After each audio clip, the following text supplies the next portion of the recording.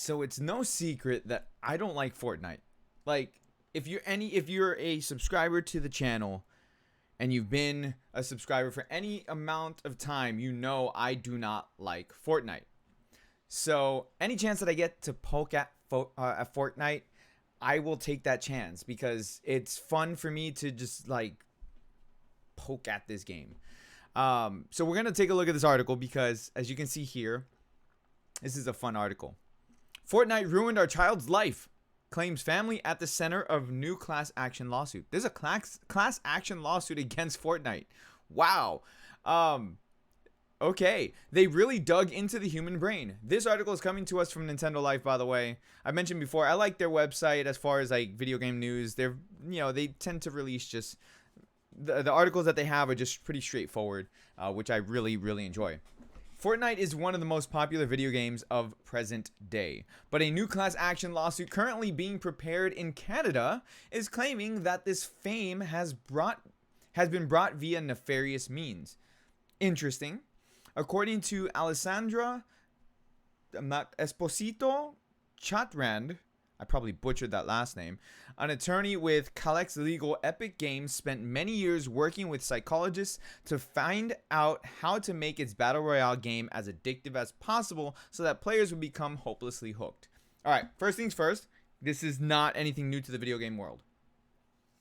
We know that, for example, in mobile games, they do a lot of nefarious psychological things, that I should say, to get you hooked and addicted to whatever game it is, specifically gacha games. As you know, because they want you to get addicted and hooked onto the logging in every day. They want you to become invested. They want you to open up the loot boxes and give you that dopamine feel to make you feel good whenever you get a good item or character, whatever that said loot box is. So it's not anything new that they use psychology to get you addicted to something when it comes to video games. Epic Games, when they created Fortnite, for years and years hired psychologists. They really dug into the human brain and they really made the effort to make it as addictive as possible. They knowingly put on the market a very, very addictive game, which was also geared towards youth. All right, before I continue on to the next one, two things here. One, game companies want to make money. Okay, of course they're going to use whatever tactic or capability they have to make that said money. There's nothing wrong with that when it comes to companies wanting to make money. And for how much I don't like Fortnite as a game, I do have to say they're not really... And I like, as much as it pains me to defend Fortnite in any which way, Fortnite's not really a how can I put this? They're not really a company. It's not really a game that preys on the psychological aspects of things as much as other mobile or microtransaction games that are out there. We have a lot of very, very bad games that have microtransactions in them. We just look at Battlefront 2 back in the day, look at Fallout 76, look at Anthem, and now Ghost Recon Breakpoint is getting backlash for microtransactions. Go look at the loot box craze that's all over mobile games, over gacha games. You have all the anime related gacha games that are riddled with microtransactions, riddled with loot boxes. Fortnite, while it does have them, they're pretty much cosmetics. And if they do release any sort of microtransaction or loot box that will give you a big competitive edge, I bet you the community will backlash. There will be massive amounts of people giving hate towards Epic Games, and that's not something that they want, considering they already have a lot of hate going for them. So with that being said, that's, I guess, me defending them a little bit. It pains me to defend them at all. And then the other thing too, I mean, being geared towards youth, we know that, we've known that. I mean, look at the game. It's very brightly colored. The aesthetics are very appealing to a young audience and a young player base. We already know that. That hasn't been anything that's a secret. In our case, the two parents that came forward and told us if we knew it was so addictive, it would ruin our child's life, we would never have let them start playing Fortnite, or we would have monitored it a lot more closely. Is Fortnite addictive? Yes. I'm not gonna say that it's not. Fortnite is addictive. You see a ton of kids playing it.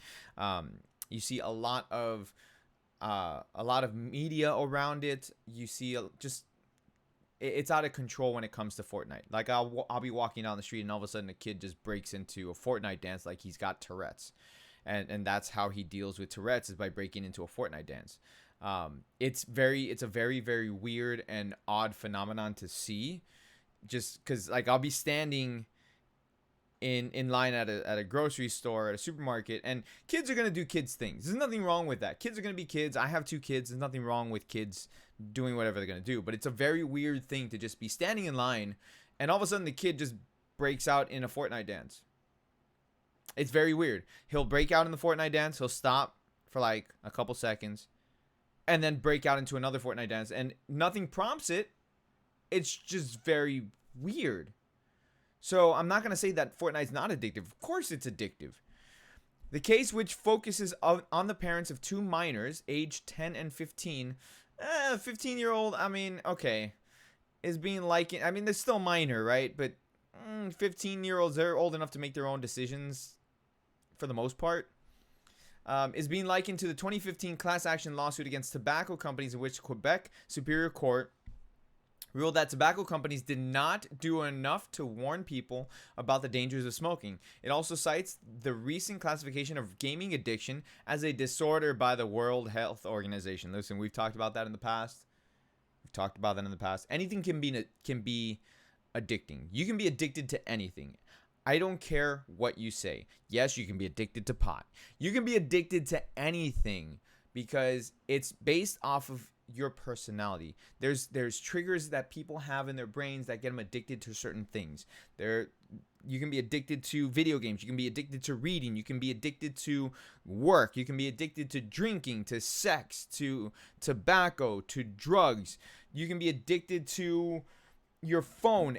Everything. You can be addicted to everything. What happens though is, or when you should start recognizing that you have a problem, is when it affects your daily life. That is the biggest issue. It's not so much that something can be addictive. It's the fact that how is this addiction affecting your daily life? Is it affecting you from going to school? Is it affecting you from going to work? Is it affecting you in your relationship life? How is this affecting you? And is it detrimental to your health, detrimental to your livelihood? If you answer yes to any of those, then you have a problem. Then you need to get yourself some help to fix that said problem. Now, if you're just playing video games, you're just playing video games. I'll sit down and I'll play video games for 10 hours at a time just for fun, just for the hell of it, to kind of escape and, just enjoy myself. Now, like I said, I have kids. Of course, I'm going to be taking care of my kids. That's number one. Me playing video games doesn't affect my capabilities as a parent. I'm going to take care of my kids. I'm going to get them, take them to school, pick them up from school. I'm going to help them with their homework. I'm going to, make sure that they're fed, get them ready for bed, tuck them in and stuff. So that, and then, it doesn't affect me as a husband either with my wife. I still make time for her. I still, spend time sitting down, watching a movie, eating dinner together, whatever the case may be. We haven't gone out in a while, but that's because, we've been tight on money. That's nothing to do with like video games or whatnot. But at the end of the day, if it affects your livelihood, then you have a problem and you need to address that. So continuing on here, in order to play Fortnite, users are asked to give up any right to sue Epic Games and must instead go through individual arbitration. But Chartrand, is that how you pronounce the last name? Chartrand argues that these terms of service are null and void because the province's Consumer Protection Act requires companies to clearly disclose risks associated with products or services. On top, I would like to add something on top of this, because okay, so yes, if you sign an agreement or whatever that for terms and service, one can argue that if you're a minor, it's a little difficult to enter into a sort of binding contract because you have to be of legal age or have parental permission to get into said legal contract. So there's a little bit more to it than that, but at the same time, you're talking about Fortnite. Like, same thing could be said to anything else. Like, you could say, like, oh, my child's addicted to Modern Warfare. My child's addicted to World of Warcraft. That was a big thing back when World of Warcraft was really at its peak. Like, WoW addiction was a real thing. People went to rehab for WoW addiction. It was legit real. But again, it's how does this affect your daily life? If it's kids being kids and they're playing the game for 3-4 hours, whatever, let them play. Let them be kids. Let them enjoy themselves. They're kids. Yes, as long as they're doing homework, as long as they're going to school, whatever they got to do in their life, let them do, let them have a little bit of enjoyment. There's nothing wrong with that. I let my daughter play on the Switch. She's playing Link's Awakening right now, and she'll play it for like an hour or 2 hours. And most of the time, she'll play until she doesn't want to anymore. And as long as her homework is done, I don't have any problem with that. She's getting good grades in school. I don't have any problem with her wanting to play a video game. I did the same thing. Growing up, I would play video games for long periods of time, especially on the weekends. My homework was done. My parents knew I was going to school. I wasn't causing any problems. Okay, play video games. They don't care. That's kids being kids. Let kids be kids. But again, I don't know all the information. Maybe in this case, the two children are being affected of a negative light in their daily life. Maybe they were forgetting to eat. Maybe they're forgetting to go to the bathroom. Maybe they're, forgetting to do their homework. Who knows? I don't know. We don't know the full story on this, but I thought this would be a good article to discuss this case and see how it goes moving forward. I'm very interested to see how this develops, and hopefully we get more information on it. So with that, guys, make sure you hit the like button, subscribe if you guys are new. I'll catch you on the next video. Thank you so much for watching. You guys have a great rest of your day. Good game, guys.